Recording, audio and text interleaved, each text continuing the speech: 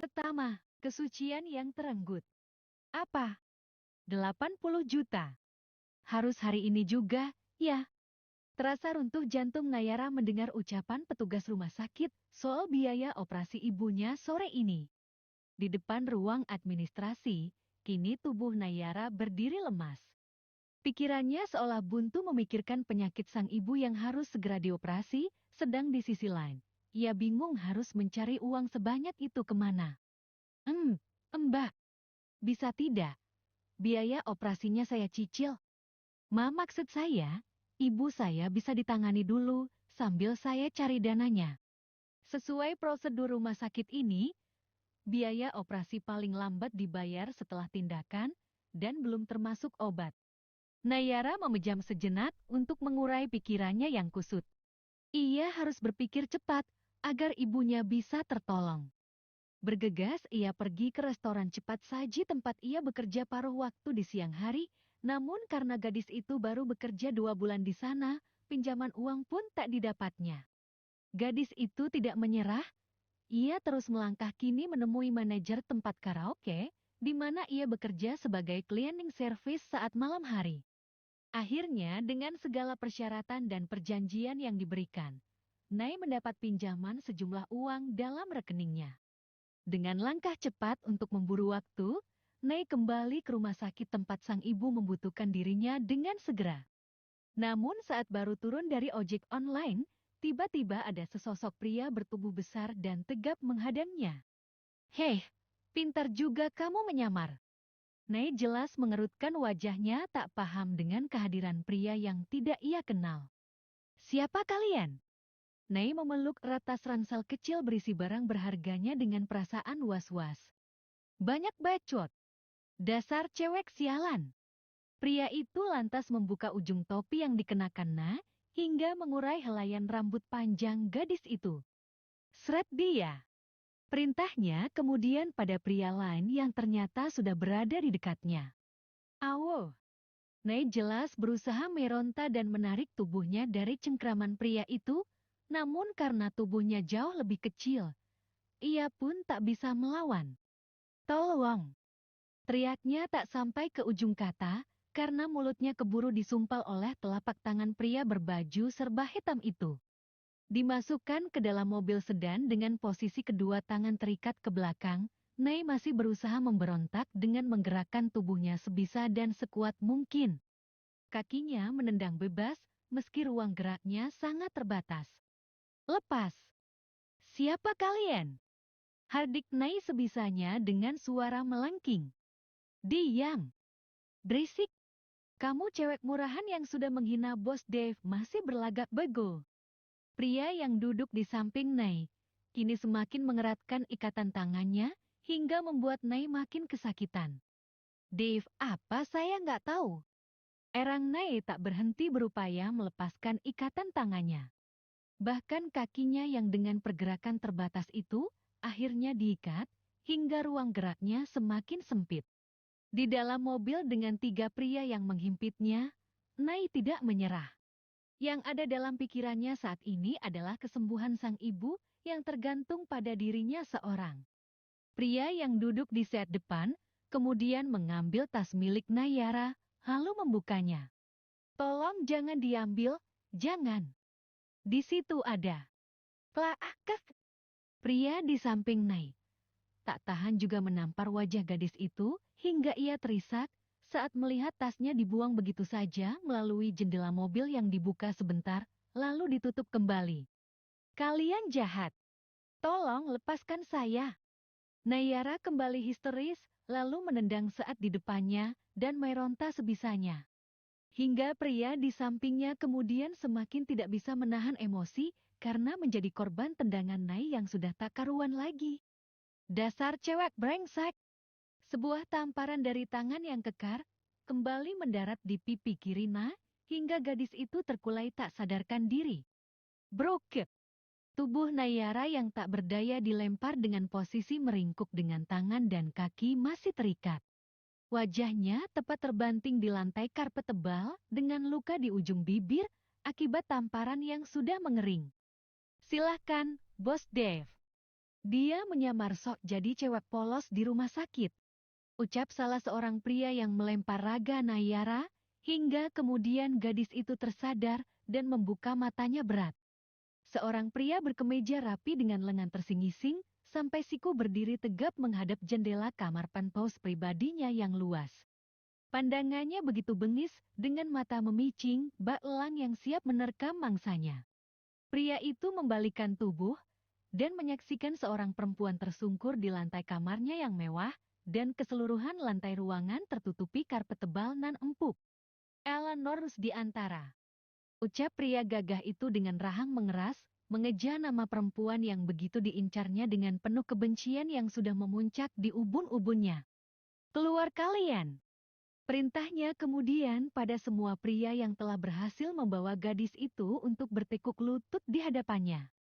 Dave mendekati wanita yang mencoba mengumpulkan kesadaran, lalu melihat ada sosok pria dengan aura mencekam, kini menatapnya nyalang. Ternyata hanya segini kemampuan menghilangmu, cewek sialan. Nai yang terbungkam mulutnya dengan kain panjang diikat sampai ke belakang kepalanya itu jelas menatap Dave dengan penuh ketakutan. Kedua bola matanya mengisyaratkan permohonan. "Awah!" Nai berteriak tertahan saat Dave menarik rambutnya ke belakang. Gadis itu menggeleng dengan wajah yang sudah basah penuh air mata. Dengan kecepatan tangannya yang kekar, Dave membalikkan paksa tubuh Nai hingga membentuk posisi bersujud di hadapannya. Pria itu kemudian mengambil sebuah cambuk dari serat sintetis yang kemudian ia kibaskan membentur lantai. Splash!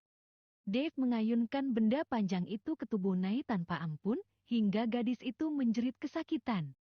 "Ini untuk hinaanmu di depan semua orang yang mengenalku," ucap pria itu menyeringai dingin tanpa belas kasihan. "Aak! Dan ini untuk kesombonganmu yang seolah berada di ujung langit dan bisa merendahkan siapapun." Dave kembali mencambuk tubuh Nayara dan kali ini mengenai sebagian wajahnya. "Sekarang aku akan buktikan bahwa semua tuduhanmu itu hanya omong kosong." Pria dengan perawakan atletis dan mata tajam itu kemudian mengambil sebuah botol minuman beralkohol, lalu membuka kain penutup mulut Nayara dan menenggakkan minuman itu secara paksa ke mulut gadis yang sudah tidak bisa melarikan dirinya. Uhuke! Sampai gadis itu terbatuk dan tak berdaya, Dave tetap memaksakan cairan itu untuk masuk semua ke kerongkongannya. Dibukanya tali pengikat tangan dan kedua kaki gadis itu, lalu dengan amarah bercampur hasrat yang meninggi, Dave membawa tubuh Nai dan membantingnya ke atas tempat tidur.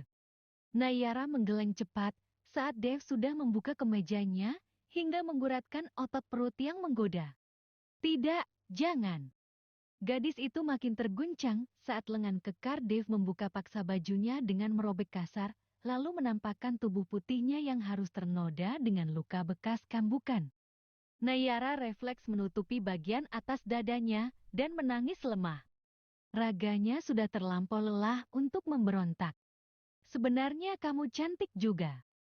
Tapi sayang, kesombonganmu sudah keterlaluan. Sekarang aku akan buktikan kalau aku tidak selemah yang kamu tuduhkan." Melihat tubuh Nai yang molek, pria mana yang tidak terbakar hasratnya untuk segera mencumbui permukaan kulitnya. Nayara hanya bisa menangis dan merasakan kepalanya yang berputar dengan efek alkohol yang sudah merasuki tubuhnya. Dave terus melancarkan aksinya di tengah amarah dan gairah yang bercampur demi membuktikan kalau dirinya bisa jantan diranjang. Harga dirinya yang sempat runtuh di hadapan banyak orang, kini harus ia buktikan. "Jangan!" Mohon Nai dengan suara lemah dan tangan masih menutupi bagian sensitifnya. "Ibu!" Lirihnya kemudian mengingat bayangan sang ibu yang terbaring sakit menari di pelupuk matanya. Namun permohonannya hanya dianggap angin lalu oleh Dave yang kemudian melucuti pakaian bawahnya hingga memperlihatkan bagian intinya.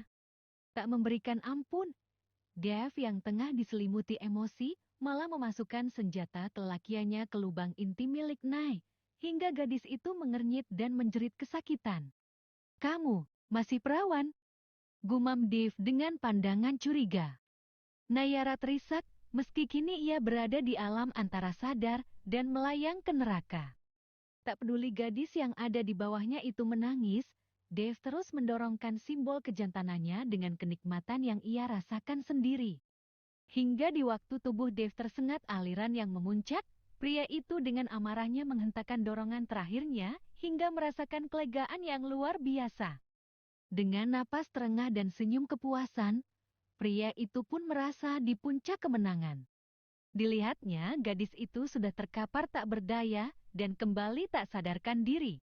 Dibukanya lipatan lengan yang masih menutupi bagian depan dadanya hingga mengundang pandangan heran. Dada kamu bersih? Tidak ada tato. Dave merabai permukaan kulit di atas dua gundukan lentur gadis itu dan tak mendapati bekas tato di sana. Dek, Dave mendekatkan dirinya ke wajah gadis itu, lalu memandanginya lekat. Siapa kamu? Kedua, korban salah culik. Bangun. Dave menepuk pipi Nai yang sudah terlanjur teler. Sekali dua kali, gadis itu masih belum sadar. Sampai kemudian Dave menurunkan dirinya dari tempat tidur, lalu tersentak melihat ada bercak darah di permukaan spray berasal dari inti gadis yang baru saja ia renggut mahkotanya. Kedua bola mata Dave membelalak gugup. Terlebih ia baru menyadari bahwa gadis itu bukan Eleanor Rusdiantara yang menjadi target penyiksaannya. Buru-buru ia mengenakan kembali pakaiannya, lalu memanggil asisten rumah tangga. Kamera yang sengaja ia pasang sebagai tanda bukti kejantanannya itu, kemudian ia matikan. Maaf, Tuan Muda. Nona ini sepertinya perdarahan. Apa? Dave yang baru mencuci wajah bergegas menghampiri raga Nayara yang masih tergeletak tak sadarkan diri. Wajah Nay nampak memucat hingga membuat Dave kini panik. Brengsek! Umpatnya kesal karena rencana awalnya setelah berhasil menyetubuhi Eleanor. Ia akan menggilir ke pria bayaran yang menculiknya, lalu membuang tubuhnya ke jalanan. Bagaimana, Tuan Muda? Tanya asisten rumah tangga itu cemas, lalu menepuk pipi Nayara yang masih belum mengenakan sehelai benang pun. Bawa dia ke rumah sakit.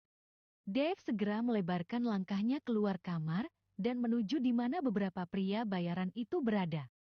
Bodoh!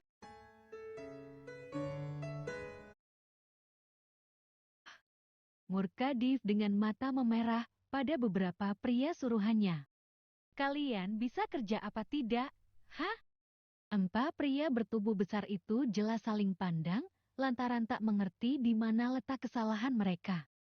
Sampai kemudian tim medis dari klinik layanan gedung Pentus datang dan membawa Raga naik keluar dengan berangkar dorong menuju ambulans. Lihat! Lihat baik-baik!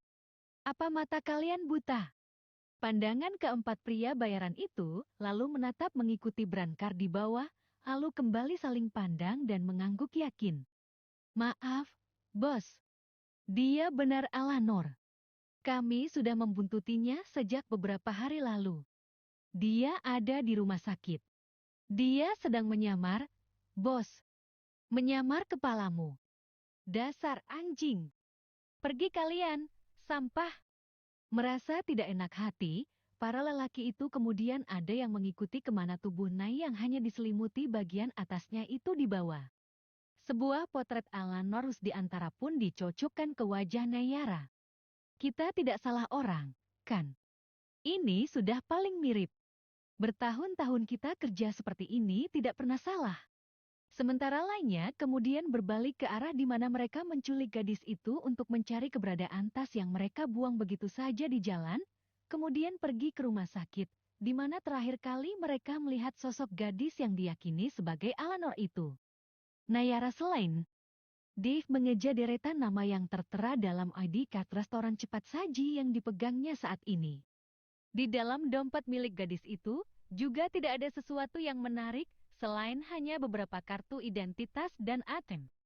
Dari foto yang tertera, hampir bisa dipastikan itu adalah wajah Eleanor Rusdiantara, gadis tengil dengan kesombongan luar biasa yang telah membuat malu Dave di hadapan banyak orang. Apa-apaan ini? Gumam Dave seakan tak paham, kenapa dirinya bisa juga salah mengenali orang lain, kalau saja tidak melihat bagian dada gadis itu. Kenapa bisa semirip ini? Masih lekat dalam ingatan pria itu, bagaimana Alanor yang hobi mengenakan pakaian terbuka sengaja memperlihatkan tato di bagian atas dada dengan tulisan Man Artras dalam font jenis New Angel Tears yang begitu menonjol. Tak sabar dengan kinerja orang-orang bayaran, Dave kini berangkat sendiri bersama asisten pribadinya ke rumah sakit tempat terakhir kali Alanor berada dan berdasar lokasi ponsel yang dilacak oleh pria itu. Atas nama pasien Alanor, memang sempat mendaftar sebagai pasien instalasi gawat darurat karena kecelakaan mobil. Setelah itu, pasien dibawa pulang paksa oleh keluarga dengan menandatangani surat pernyataan. Kemungkinan akan dipindah ke rumah sakit lain. Dave kini mengeratkan cengkramannya sendiri hingga gurat ototnya menyembul tajam. Pikirannya begitu berkecamuk saat ini. Meski bukan pertama kali melakukan hubungan seperti itu, namun entah mengapa ada rasa bersalah hinggap dalam diri Dave yang malah kepikiran nasib gadis yang telah salah menjadi korban. Bagaimana, Tuan Muda? Kita pulang saja. Tetap cari wanita sialan itu sampai dapat. Aku masih harus buat perhitungan dengan dia. Dave melangkah besar menyusuri koridor rumah sakit, menuju ke arah pintu keluar, diikuti oleh Steve, asistennya. Sampai di dalam lift yang akan membawa mereka turun, indera pendengaran pria itu terusik oleh percakapan petugas rumah sakit yang berada satu ruangan dengannya. Pasien atas nama Damita kritis. Harus segera dilakukan tindakan operasi, tapi anaknya dari tadi siang menghilang. Info bagian administrasi, dia hanya meninggalkan KTP dan nomor telepon, lalu pergi untuk mencari pinjaman dana. Namun susah sekali dihubungi dari tadi. Seorang petugas satunya kemudian meminta KTP itu dan menghubungi nomor yang tertempel di belakang kartu kecil itu. Sini, aku coba hubungi lagi. Nayara Selain, nama yang bagus. Dek. Dave dan Steve baru saja melangkahkan kakinya keluar lift saat telinganya menangkap sesuatu yang mengusiknya. Pria itu kemudian mematung, lalu berbalik badan dengan cepat saat merasakan tas yang kini ada di tangannya, terasa bergetar. Dilihatnya, salah satu petugas rumah sakit yang sudah berlalu itu tengah melakukan panggilan dengan menempelkan ponsel ke telinganya. Dave dan Steve kini saling pandang. Buru-buru Steve membuka tas itu, lalu menemukan ponsel yang berdering, namun sayang tak berapa lama ponsel itu mati karena kehabisan daya. Tuan. Steve memandang atasannya dengan tatapan yang sudah dimengerti oleh Dave, yang kemudian mengikuti kemana kedua petugas rumah sakit itu melangkah. Ponsel milik Dave kemudian berdering di sakunya, dan pria itu mengambilnya sambil terus melangkah. Tuan, Nona ini mengalami perdarahan hebat, dan lukanya mengalami infeksi.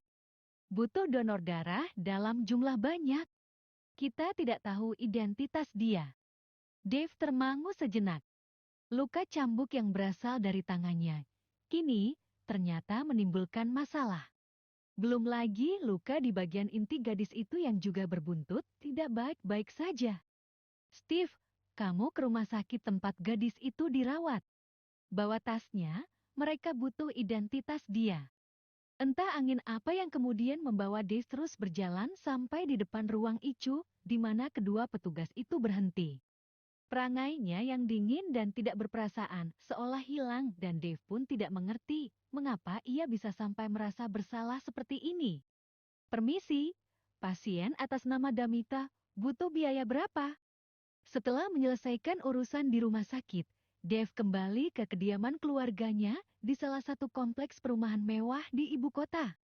Langkahnya masih tegap, namun pandangannya tak tentu arah karena pikirannya berputar ke banyak hal saat ini. Dave, bagaimana? Sudah berhasil memberi pelajaran anak sombong itu? Seorang pria tua kisaran usia 70 tahun menyapa sang cucu yang baru kembali dengan langkah tak biasa. Dave menoleh pada kakek yang merawatnya sejak kecil, hingga membentuknya menjadi pria dingin dan angkuh seperti saat ini. Dihampirinya, Hardianto Santoso, yang duduk menunggunya pulang, sambil menyedot cerutu mahal, dan mengepulkan asapnya ke udara.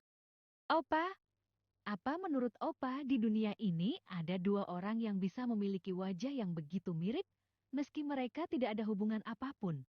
Hardianto menatap cucunya dengan pandangan curiga. Dave, jangan bilang kalau kamu sudah salah menangkap orang. Ketiga, perasaan bersalah. Hey, Dave. Long time no more see. Seorang gadis berperawakan tinggi semampai menghampiri pria yang tengah memegang gelas bir di tangannya. Sebuah sofa menjadi sandaran duduknya, menikmati hiruk-pikuk dentingan musik yang lumayan memekakan telinga. Dave hanya menoleh sekilas pada gadis dengan stiletto tinggi yang melipat kakinya duduk melesakkan tubuhnya pada pria yang pandangannya masih tak fokus menikmati malam yang sudah berganti hari. Sudah lama di sini? Aku ada kabar buat kamu. Oh, lebih tepatnya buat kita berdua. Claire, aku sedang ingin sendiri saat ini. Dengan suara dingin, tanpa melihat ke wajah gadis dengan rambut pirang lurus itu, Dave menenggak minumannya sampai tak tersisa. Ada masalah? Cerita dong. Kamu sibuk sekali akhir-akhir ini, aku sampai susah ingin menemuimu saja. Claire bergelayut manja, meletakkan kepalanya ke dada Dave yang masih belum menyambutnya. Claire, kalau ingin sendiri, jangan di tempat ini. Lihat. Claire menunjuk ke depan mereka saat ini. Banyak wanita yang ingin menemanimu minum. Tapi hanya aku yang berani mendekatimu. Dave membenarkan posisi duduknya, lalu mendorong pelan tubuh Claire yang menempel di badannya. Kamu tahu, Dave, kakek nenekmu akan menjodohkan kita. Sudah dapat kabar? Dave jelas mengerutkan wajahnya melihat Claire, wanita yang berprofesi sebagai model profesional dengan bentuk tubuh mendekati sempurna. Heh, jodoh. Pria itu kemudian menggeser posisi duduknya, menjauhi Claire yang terus mengoceh. Ia memilih memainkan ponselnya. Aku dengar kabar kamu sedang ada masalah dengan keluarga Rusdiantara. Apa benar, Dave? Bukan urusan kamu, Claire. Jawab Dave dingin, lagi-lagi tanpa menoleh. Kamu sudah ngasih pelajaran ke dia. Cecar Claire lagi, hingga membuat Dave risih, lalu memilih beranjak saja dari wanita itu. Dave. Claire menghentakkan kakinya kesal, karena Dave malah cuek terhadapnya. Claire, stop. Don't kase me. Sembur Dave saat bersamaan ponselnya berdering dari Steve, asistennya. Halo, apa? Polisi. Ibu. Rintih Nayara merasakan sekujur tubuhnya yang perih. Dicobanya menggerakkan anggota tubuh, namun seperti tak berdaya. Nayara terus merintih kesakitan. Samar terdengar suara yang pelan dan lemah di telinga Dave yang tertidur sembari duduk di sofa tunggu dengan menumpukan kepala pada lengan. Pria itu terkesiap bangun saat suara rintihan itu kembali terdengar. Refleks Dave membangunkan tubuhnya mendekati Raganai dengan seragam rumah sakit warna birunya. Pelan gadis itu membuka kelopak mata, dan pemandangan pertama yang dilihatnya adalah sosok Dave, pria yang menorehkan mimpi buruk padanya. Hah?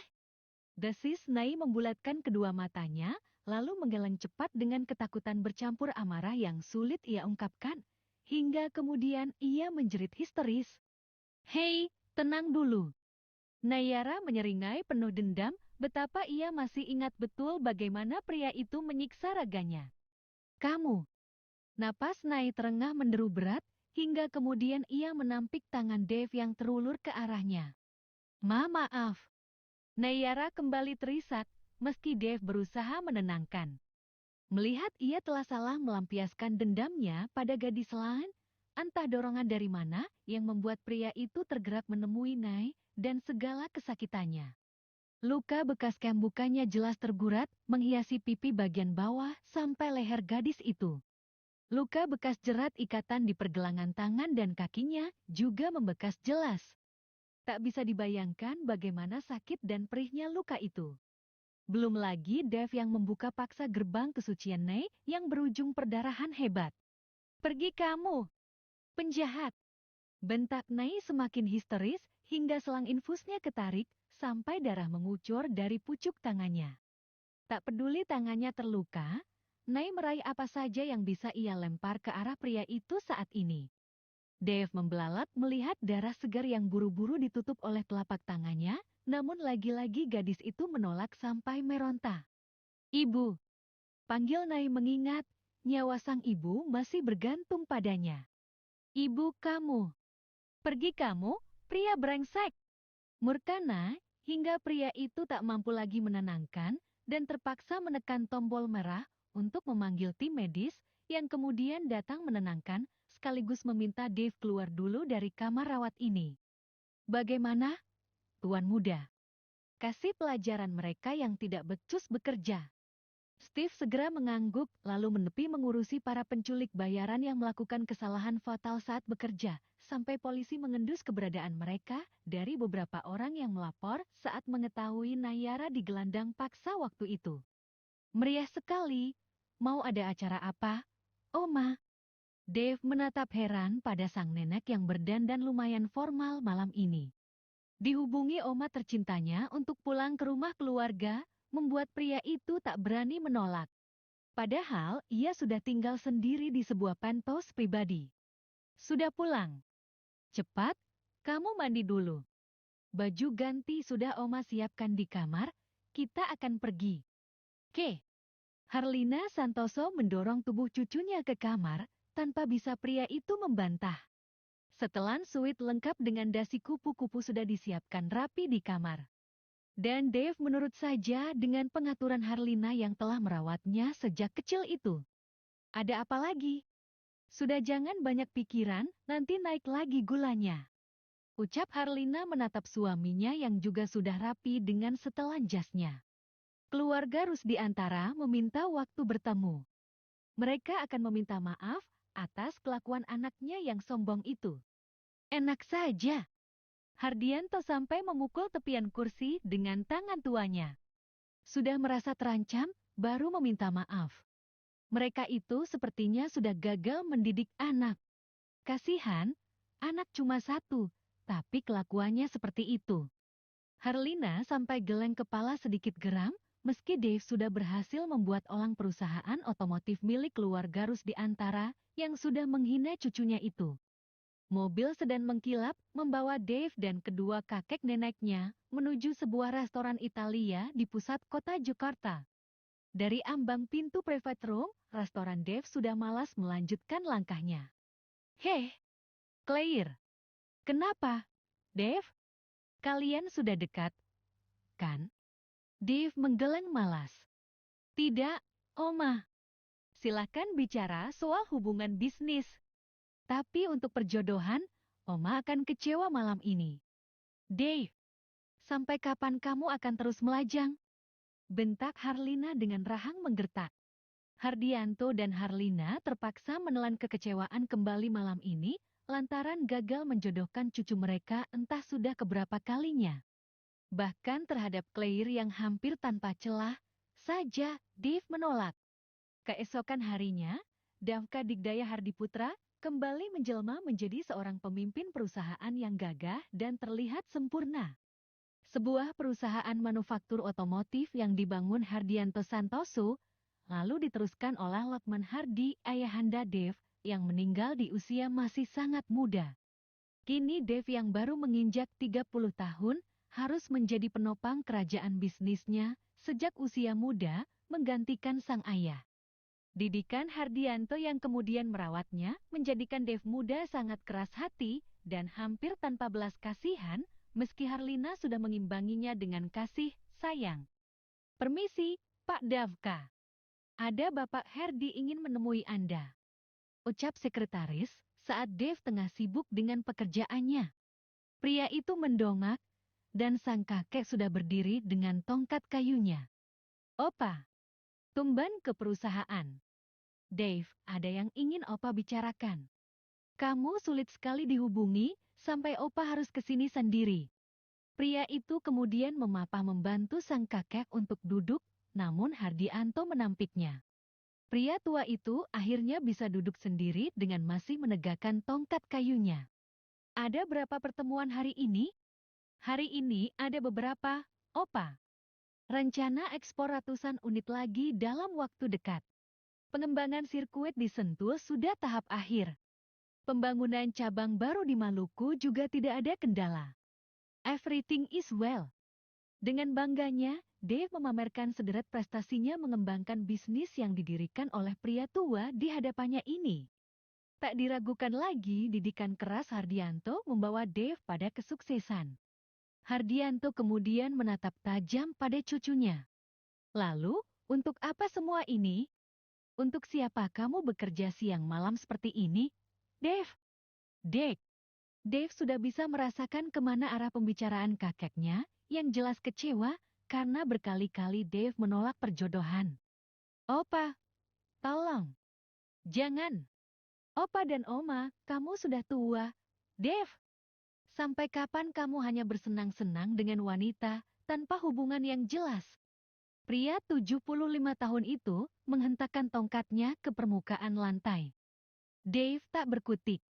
Membayangkan akan berumah tangga saja sudah membuat otaknya akan meledak. Hardianto pun tak ingin tekanan darahnya naik menghadapi Dave yang sulit diatur perkara yang satu itu. Ia memilih beranjak dengan kemarahan. Jangan panggil opa lagi sebelum kamu bisa memberikan generasi penerus untuk keluarga dan perusahaan ini. Keempat, trauma masa lalu. Silahkan, Tuan. Mobil Anda sudah siap. Mengenakan baju balap jenis overall yang membuat Dave semakin gagah menawan, pria itu kemudian memasuki sebuah mobil balap yang ia miliki secara pribadi, bukan sebagai atlet profesional. Di sebuah arena sirkuit yang sebagian besar sahamnya ia miliki, Dave sudah menggenggam setir mobilnya dengan tatapan tajam. Ucapan sang kakek yang mendesaknya segera memberinya penerus, membuat pria itu diliputi amarah yang tidak bisa ia ungkapkan di depannya. Maaf, Tuan Muda. Satu kali putar lintasan saja. Emosi Anda sedang tidak stabil. Pesan Steve yang mengkhawatirkan atasannya dengan menjadikan balap mobil sebagai pelampiasan emosinya. Dave segera menarik tuas mobil, lalu menginjak gas dengan kecepatan yang langsung naik drastis. Suara knalpot mobil balap sudah menderu kencang, seiring kecepatan mobil yang tak biasa. Kedua mata pria itu menatap lurus ke garis lintasan dengan bayang-bayang masa lalunya yang langsung berputar dan menari di pelupuk matanya. Kamu bukan istri dan ibu yang baik bagi Dave. Kamu yang tidak becus jadi suami. Dasar penyakitan. Kalimat-kalimat yang terasa mendengung tak henti di telinga Dave, yang bahkan tertutup sarung wajah dan helm tebal, membuat dirinya kemudian menambah kecepatan kendaraannya. Bagaimana bisa Dave dituntut untuk berumah tangga, sedang bayangan bentuk rumah tangga orang tuanya dulu meninggalkan trauma yang begitu melukai psikisnya? Hah, murka Dave membanting tubuh ke setir di pelukannya saat ia mengakhiri satu putaran lintasan. Asap putih langsung mengepul di bawah kendaraan akibat gesekan roda yang mendecit berhenti dengan permukaan lintasan yang keras. Buru-buru tim kru sirkuit membuka pintu mobil dan menanti sang empunya keluar. Dave keluar masih dengan amarah, lalu membanting helm besarnya begitu saja. Pria itu kembali ke rumah kedua pasangan tua yang telah membesarkan dirinya selepas ayah Dave meninggal.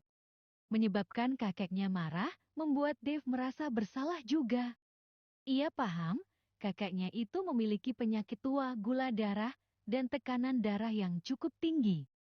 Melewati koridor yang menghubungkan ruang tamu dengan kamarnya, langkah Dave berhenti saat indera penglihatannya terusik dengan keberadaan tamu yang diterima oleh kakek dan neneknya.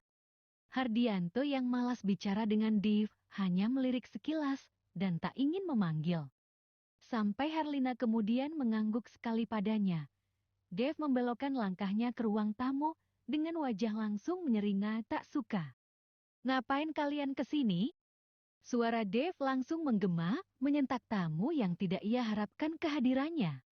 Yang, Tuan Davka. Mohon maaf sebelumnya. Kami sekeluarga ingin meminta maaf.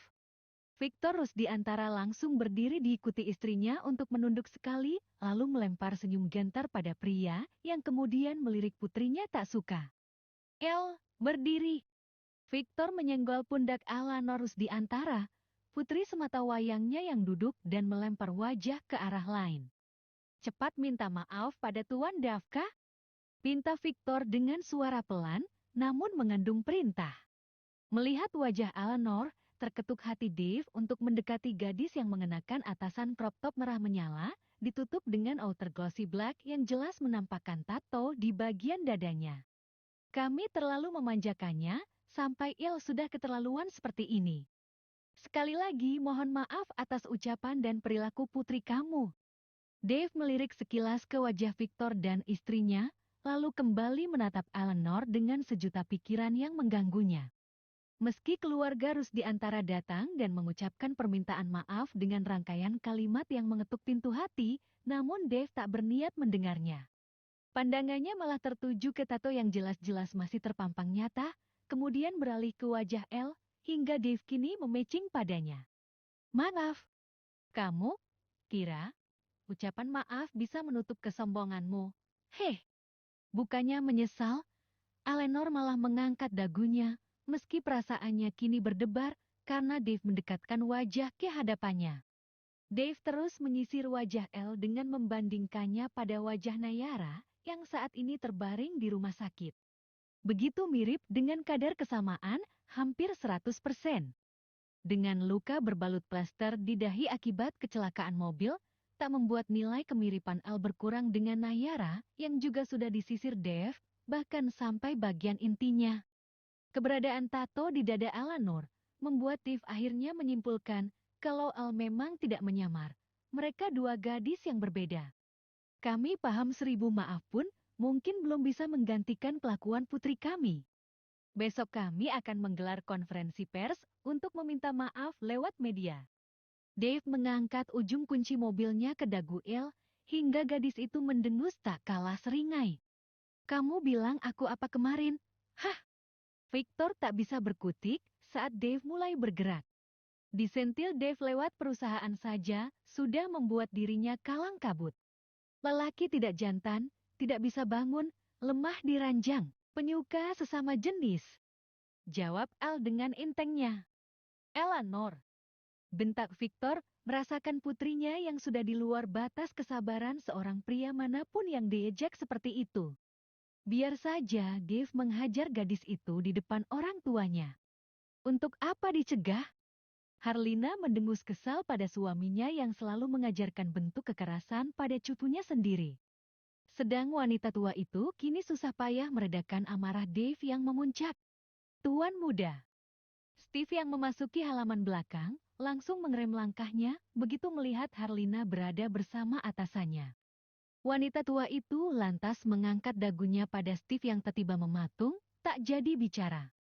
Mereka sudah pergi? Sudah, nyonya besar. Lalu untuk apa kamu jadi patung di situ? Steve melirik ke arah Dave yang masih terdiam bermandi emosi di halaman belakang yang menghadap langsung ke kolam renang. Pria yang menjadi asisten pribadi sekaligus detektif bagi Dave itu berdiri salah tingkah.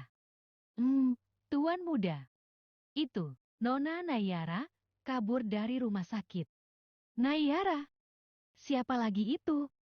Dengan napas terengah dan masih mengenakan seragam rumah sakit, Nay berlari sekuat yang ia bisa untuk keluar dari rumah sakit, tak peduli tubuhnya masih lemah untuk bergerak saja. Disegatnya sebuah taksi, lalu buru-buru menaikinya. Sih, gadis itu mendesis merasakan seluruh tubuhnya yang perih dan tak nyaman. Terlebih bagian intinya yang sakit luar biasa selepas ia mengalami perdarahan. Melintasi kantor polisi, Nay meminta sopir taksi berbelok meski ia ingin sekali cepat sampai di rumah sakit tempat ibunya dirawat. Malam, saya ingin melapor tindakan penculikan, penyiksaan, dan pemerkosaan. Dengan suara tertahan dan dada yang sesak, gadis itu mencoba menguatkan diri saat menunjukkan luka bekas cambuk, ditambah luka bekas ikatan tali di pergelangan tangannya. Namun karena ia saat ini sedang kabur dari rumah sakit, Nay jadi kurang bukti atas pelaporan pemerkosaan yang dituduhkannya. Menunjukkan kartu identitasnya.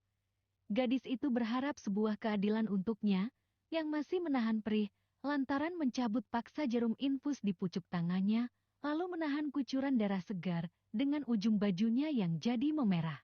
Maaf, Nona. Kasus ini kemarin sudah kami tangani dan sudah ditutup. Tuan Davka sendiri yang sudah menemui pimpinan kami. Apa? Nayara berjalan lunglai sekeluarnya dari kantor polisi yang sia-sia. Ia menangis terisak, merasakan nasibnya yang begitu malang. Dasar orang kaya, brengsek. Berangnya, lalu kembali menangis. Kembali menaiki taksi lain menuju rumah sakit tempat ibunya dirawat.